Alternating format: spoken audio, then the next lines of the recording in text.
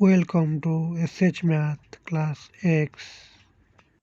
ଦେଖ ପିଲାମାନେ ଆମେ ଆଜି କ୍ଲାସ୍ ଏକ୍ସ ମ୍ୟାଥରେ ଫର୍ମୁଲା କେମିତି ମନେ ରଖିବା ସେ ବିଷୟରେ ଆଲୋଚନା କରିବା।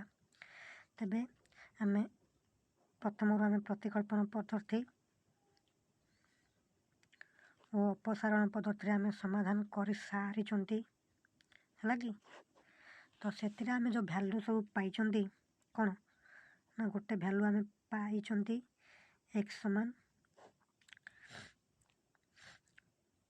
b1 c2 minus b2 c1 O a1 by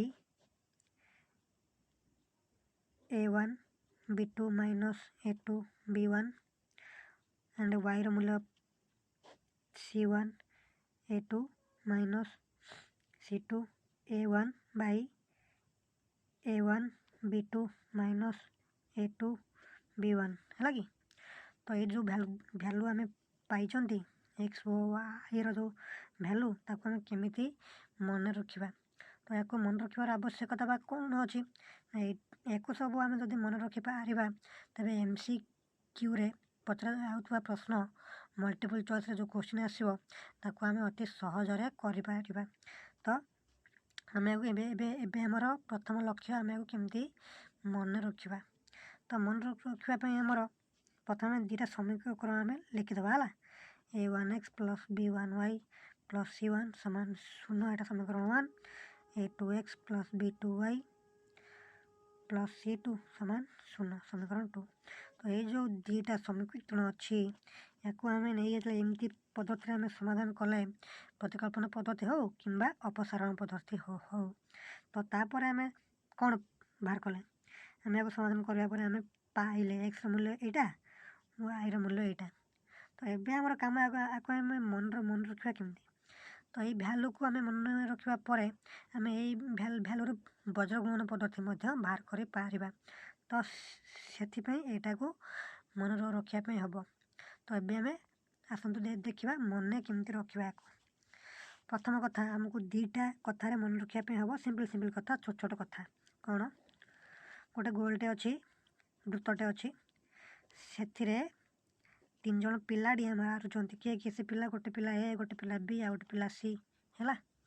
ତ ଏ ପରେ ଡିଆଁ ମାରୁଛି ବି ଫ୍ରଣ୍ଟରେ ଡିଆଁ ମାରୁଛି ସି ଫ୍ରଣ୍ଟରେ ଡିଆଁ ମାରୁଛି ଏ। ତାମାନେ ଏ ପରେ ଆସିବ ବି ପରେ ଆସିବ ସି ପରେ ଆସିବ ଏ। ଓକେ, ଏର ଆଗରେ ଅଛି ବିର ଆଗରେ ଅଛି ସି, ହେଲା। ତ ସେମିତି ଆଉ ଗୋଟେ କଥା ମନେ ରଖ, କ'ଣ ନା 1 ଆଉ 2 ଇଏ ବି ସେମିତି କ୍ଲକୱାଇଜ୍ ଡିଆଁ ମାରୁଛନ୍ତି, ହେଲା। ତ ଏଇଟା ହେଉଛି ମ୍ୟୁଜିକ୍ ଚେୟାର, ମନେ ରଖ, ଏଇଟା ହେଉଛି ମ୍ୟୁଜିକ୍ ଚେୟାର। ଗେମ୍ରେ କିଏ ଏ ବି ସି, ଏଠି ସେଇ ଗେମ୍ରେ 1 ଆଉ 2, ହେଲା।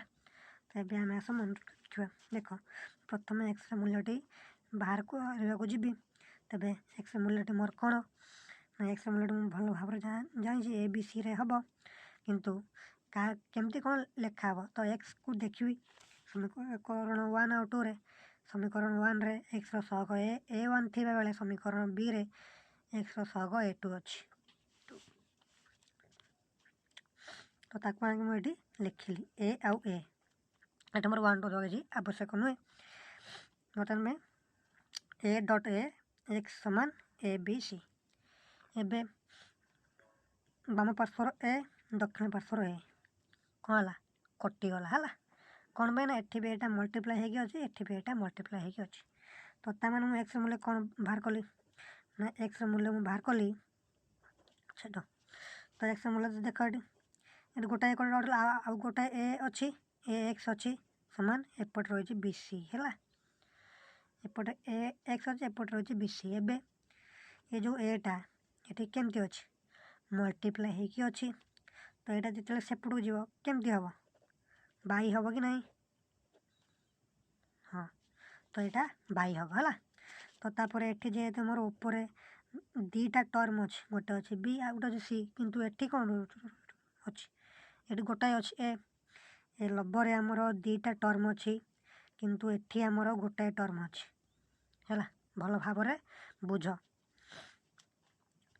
ताले मोर भी दीटा टर्म को जीवार अच्छी ताले बैलेंस हम केमती हम एक्स समान बी सी बाई ए ये देख ए पर किए बी है तेणु ये लिखी ए पर बी बुझीगल केमती ए बी सीटा केमती आसला ए बीटा केमती आसला है तापर मुझे एक्स मूल्य बाहर करुँच लंबे देवी डबल डबल करदेवी कहीं 1 2 1 2 अच्छी ना 1 एटा समीकरण 1 बी सी एटा समीकरण 2 री सी सेमती लंबे देली मझे माइनस देवी है एटी माइनस एटी माइनस 1 2 2 1 है 1 2 2 1 1 पर 2 2 पर 1 है कि नहीं केते सहज भाव में आम यहाँ बाहर कर पारे ठीक से ही आम वाई को बाहर कर वाई रग किए अच्छी टे देखिद वाई रग किए अच्छी ना B1 अच्छी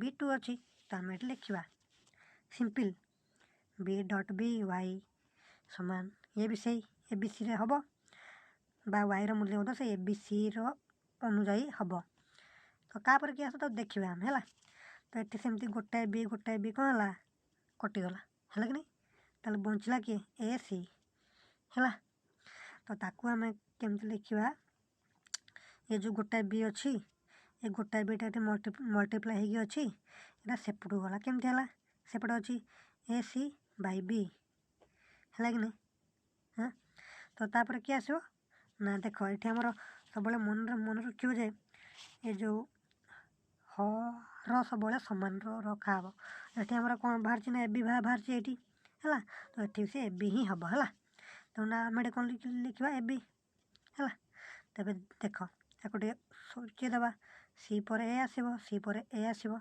ए पर तो सी हेनी ना ये आमर ए कितु रखा हम कहीं हरटा सब सामान हम एक्स जहाँ हम वाई से ये हम तो यहाँ बाहर 1 2 1 2 है कि नहीं ए 1 B2 ए 2 B1 है ए 2 B1 है तेरे ये 1 2 2 1 है कि नहीं 1 2 2 1 ये माइनस ये माइनस तुम कौन पाइल वाई पाइले कौन C1 A2 minus C2 A1 by A1 B2 minus A2 B1 केते बढ़िया कह ए आम तो पूरा भाव लिखा आ गए नुआ ट्रिक एक्स मूल्य बाहर को जा एक्स सहग अच्छी ए को बाद दबा पर आसूँ B1 समीकरण 1 रु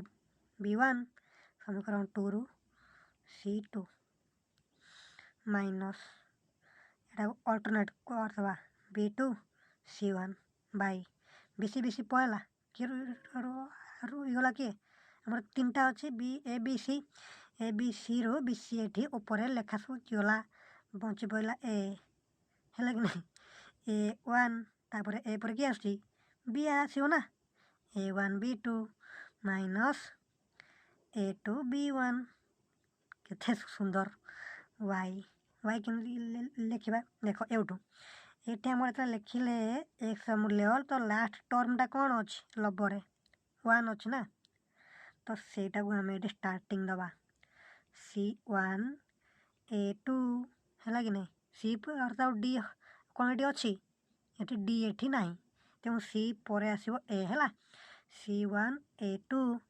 माइनस C2 A1 बाई ये कौट शेष हो A1 ये स्टार्ट कर A1 B2 minus A2 B1 केते सुंदर thank you for watching me.